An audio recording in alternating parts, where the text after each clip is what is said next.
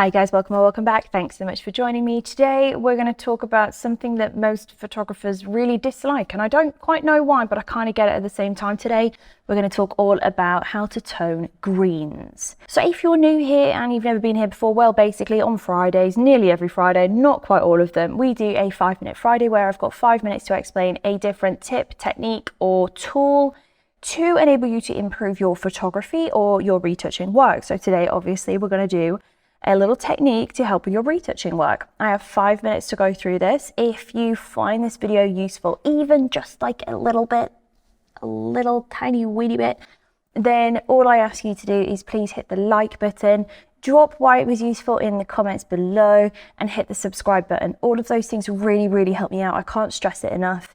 It's really useful. If you don't know who I am, I'm Jessica McGovern, international multi-award winning portrait photographer. And basically I do all things kind of photography, but I'm mainly known over here for my animal stuff, although that's not all. On the screen right now, you can see a picture of little Beanie. This was shot early last week over at the Digital Lab Residency of the North, which is an educational few days all together, crammed with amazing tutors, arguably far better than me. And I had the pleasure of being invited to speak and teach, and I took Bean Sprout with us. This is Bright, we call her Beanie, or Bean Sprout, whatever you want to call her. Now I shot this when I was doing a little walkthrough of the location earlier on, so I'm going to use this image as an example because the greens in this shot are quite overpowering. So basically we've got 5 minutes, let's get stuck in.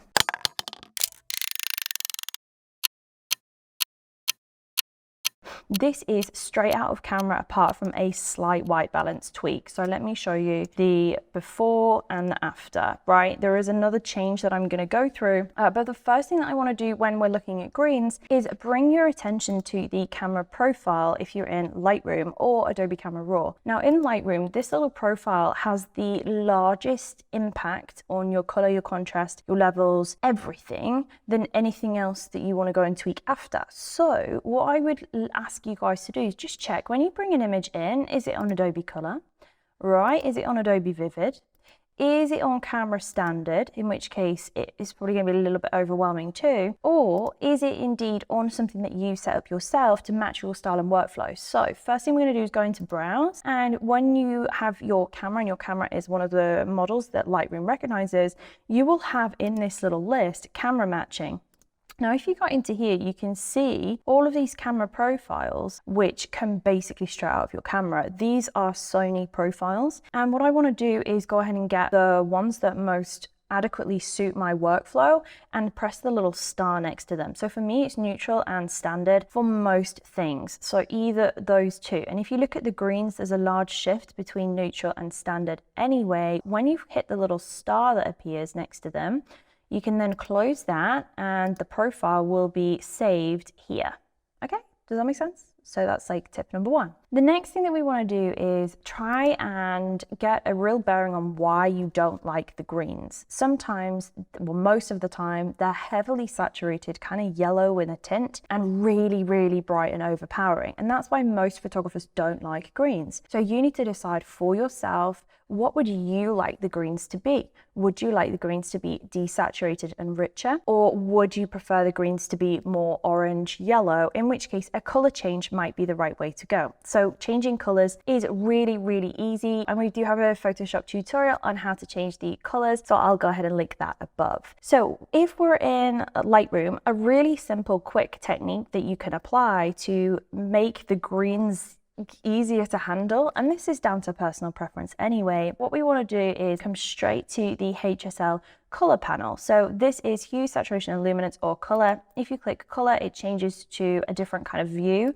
I prefer to use it in HSL, and I prefer to have them all individually split out rather than having all of them in a list. Now I always start with luminance, and what I want to be doing is pulling down the green and the yellow, because green is quite heavily made up with yellow. You need to be careful that your subject does not have this color on them. If they are a golden Labrador, for example, or a Palomino horse, they're going to have a lot of yellow in their coat, so you need to be really careful. So I personally just eyeball it and pull, but you can go for a little bit more of a subtle option, which uses this little clicky drippy dropper here.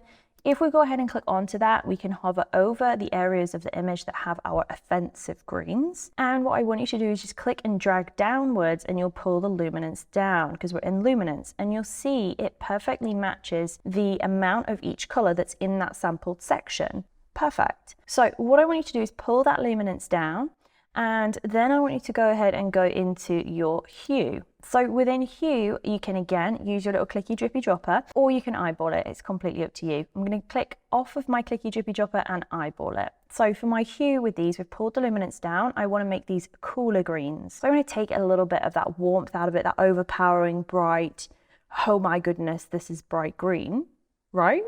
And change that to be something that's going to be a little bit more palatable. So I'm going to grab hold of my green slider and I'm going to pull to the right. And what I'm wanting to achieve is a decent enough shift in the color so that it almost looks kind of actual green instead of yellow green. Kind of like this, right? And then remembering that we do have some yellow in that section, I'm also going to pull the yellows over to the right hand side. So we're left in this situation. Now I feel like her muzzle here is included in this yellow shift. So I'm going to really back off on that. I don't want to be affecting the color of the subject at all. And then I'm going to go into saturation. And this is the key. I'm going to go to green and I'm going to just pull down the saturation until it's at a point where it doesn't look washed out. We want it to still look rich enough, but it's at the point where it just kind of calms it down. And I can do the same with my yellows too, just to get a bit of a handle on them. So now that I've done those adjustments, I can go back and alter other little bits and pieces just to get to a stage where I'm kind of happy with them. I don't want to really change anything overly so. And then that's a happy place for me to continue with my retouch. So this is the before and this is the after. Quite a change, right? So then I can add to that by vignetting, because we've got so much green all the way around the edge. I can go and add a radial, which has got a nice soft edge around her, and invert that so that we're using our Lightroom masks. If you're new to Lightroom and Lightroom masks, I have got a video on the new Lightroom mask features. I'll go ahead and link that above. So now that we're here, I can also tone the outside of the image by messing around with this tint and temp slider. So I can go ahead and just either add some of that yellow back in, cool it down even more. Don't want to stretch the pixels too far. I'm quite happy with here. And then I can work on my saturation and my toning to get to a stage where I'm actually really, really happy with how the outsides of the image are looking. So what I want to achieve by this adjustment is I don't want to overly change too much of the greens, but what I do want to do is kind of end up in a happy situation whereby the subject really pops through that middle. And because this is a yellow-green bit in the middle of my radial, I'm going to have to push back a little bit more towards my brighter yellows.